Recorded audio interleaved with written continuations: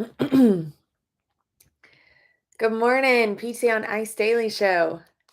My name is Dr. Alexis Morgan, and I am part of the team here with pregnancy and postpartum. Excited to be here this morning. Coming off of an awesome weekend out in Maryland, teaching our 2-day live course. We had a great group in a CrossFit gym. And we were talking about all the things pregnancy and postpartum for our athletes, talking about pelvic health, circling together and really kind of bridging that gap between in the clinic and in our pelvic treatments, and then bridging that over to in the CrossFit. And how do we apply all of what we know is good? How do we apply all of that with pelvic health in mind? So, awesome weekend. You have 2 more opportunities in 2022 to catch this course live, and one is this upcoming weekend, and we're gonna be in Brookfield, Wisconsin, and the second course is gonna be in a few weeks in November with Christina, and that is gonna be in Concord, North Carolina. If you can't catch us on the road, then I would highly recommend hopping into the online cohort. We recommend taking both online and live. All of our students this year who have taken both have really gained a huge understanding of how to treat the pelvic health client with that fitness forward mindset. So, taking 2 different courses for that same approach, kind of in a different way, and making you essentially the provider of choice for that female athlete. So, our next online cohort starts in November. So, we'd love to have you there as well. Today's topic is called Do No Harm, Part 1. Part 1, we're going to be talking about prolapse. Next week, I'm going to hop on here. We're going to talk about the same thing, Do No Harm, Part 2 with diastasis. So let's dive into a little bit prolapse. We see a lot. Prolapse is being used as a verb rather than a noun. So the quote, like, I don't want to prolapse, or she prolapsed, and da da da da da. It it's really not a verb, and when we treat it as such, it makes it feel a lot more dangerous. In fact, a lot of our words surrounding prolapse are very harmful. And so, what I wanted to do today was just remind you all, or teach you all if you don't know, what a prolapse actually is. And that way you can at least conceptualize it for what it is and make sure you, as a practitioner, understand what it is not. So, the vaginal opening is kind of like a cavity, right? So it has walls and it has a ceiling, essentially. For those listening on the podcast, I'm using my hands a lot in the video, so you may want to go back and watch the video. But we have the vagina that is essentially closed off. When, of course, we're pregnant and we're going through delivery, the top opens up because that's the cervix that opens into the uterus, and that therefore that fetus and then that placenta can come through.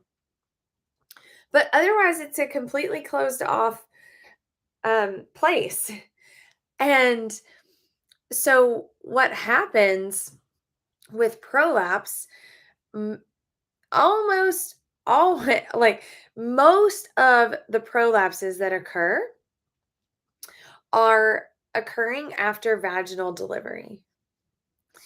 And that makes sense, right? Because we have that opening, because we're pushing, um, sometimes up to 10 pounds of a baby through that vaginal canal, because there is a lot going on through that, we wind up having changes in the movement of the walls and of the ceiling of the vagina.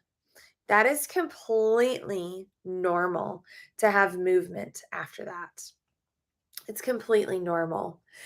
And so, what folks are often concerned about, and these are kind of our clients that are coming to us, but I think sometimes too, it's providers who maybe we don't quite understand. People say that with prolapse, that the organs are falling out of the body. When we say that, what that sounds like, or what that looks like rather, in the person's mind is that vagina, which we know to be completely closed off, they think that that vagina just opens up and that the organs like the bladder or the rectum are just literally falling through. And they have this visual of this opening and the organs falling. Just like walking along through life and then boom, fall right out. Oh my goodness. If I thought that, I don't think I could ever do a split squat. I don't think I could do lunges, right?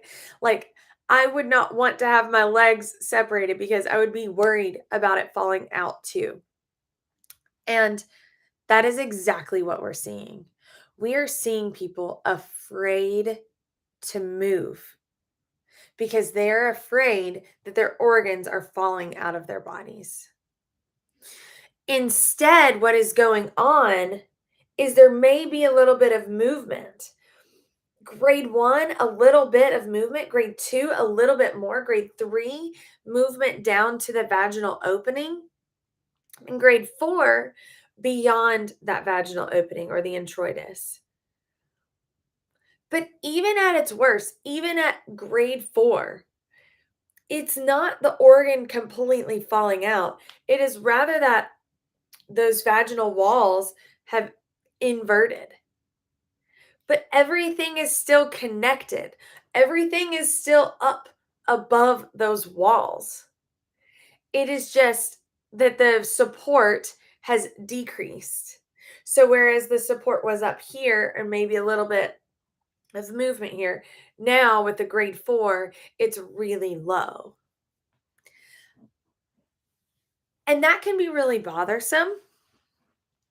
But one of the things that we do in our live course is teach about that internal exam. And we understand how to test this.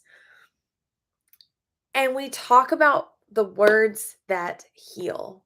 It is so important that we explain this, that we explain what it is, that we try to understand what it is that they visualize is going on. When we can get eyes on what is going on, we can help them understand exactly where they're at. You may have a client who's a grade 1 or 2. That's probably going to be anyone who's given birth vaginally. It's pretty normal to have that movement. And by the way, it's normal to have that movement maybe even before vaginal delivery. It is so normal that it's unfortunate that we talk about it so much with the grades 1 and 2. So when we have that grade 1 and 2, we can explain that to the client. After we've gotten eyes on that, we can say, there's not that much movement here. There's a little bit, but we expect that. You look completely normal. Completely normal. That's absolutely what we expect, especially if you're early postpartum. Anywhere in those first few months postpartum, we are definitely going to see movement. I do not recommend using the word prolapse unless the client comes in using that word prolapse. And if you're going to use that word, you have a big responsibility to make sure that they understand exactly what is going on. It's not a verb, it's a noun. It's something that is going on in the vaginal opening and in the vagina. They need to understand, they need to visualize that, and they need to understand that they're safe. I've had clients with the grade 4 they're safe too. And guess what? Movement helps. We cannot prevent them from exercising and from moving. That's only going to make them weaker. This is an issue of lack of support. Some of that support is your pelvic floor muscles that can add support if they never get worked. If your adductors, which attach right beside your pelvic floor, if they never get worked, your hamstrings, if they never get worked, if your hip flexors, if we never work our hips or our trunk or our bodies, how in the world do we expect people to get better? And if the treatment for a grade 4 would be exercise, why would we not be doing this with grade 1 or 2 either? We absolutely have to get people moving, and they're not going to move if they think that they are going to prolapse anytime they lunge. We've got to educate massively about this. We've got to be very cognizant of what our people are thinking is going on and make sure that they know that they are safe. Because at the end of the day, we're starting to see this literature come through. And no surprise to you all who are listening, who are fitness forward providers here in the space. You're doing it yourself, you're treating all the people. No surprise that heavy people who lift heavy have less symptoms of heaviness. People who lift heavy are stronger. Stronger people are harder to kill, as we always say. Stronger pelvic floors are harder to disrupt. So we need to watch our language, make sure that we do no harm with our language, that we spend the time to educate them so that they understand what truly is going on, so that they understand that exercise can help them. Because we know the side effects of exercise are amazing, right? They're going to get more fit. They're going to have more muscle mass. I could go on and on. The side effects of exercise are tremendous, and it's so, so good for our pelvic floor too. So do no harm, watch your language. That's our conversation on PROLAPSE today. Next week, I'll be back and we're going to talk about doing no harm with diastasis as well. Thanks for joining me this morning. I'd love to continue the conversation in the comments below. So comment if you have questions or ideas with that. Before I hop off of here, I wanted to just mention one last thing. If you are in Texas or you know someone in Texas, we have got a tribe member in need. So Rachel Moore is 37 weeks pregnant, and her maternity leave, she had a therapist who was on board to help her, and that has since fallen through. She is very, very close and is really in need of a provider who can come in and help her while she is healing postpartum. So if you know of anyone who wants to work with pregnant and postpartum athletes and who is in the Houston area, please reach out. We are trying to help our tribe member so that she can have a nice and healthy postpartum time. And so reach out if you know anyone. You can hop onto our Facebook group, the ICE Students Past and Present. There's a lot more information of that job description there. All right. Thanks for your time. Appreciate y'all. Have a good Monday.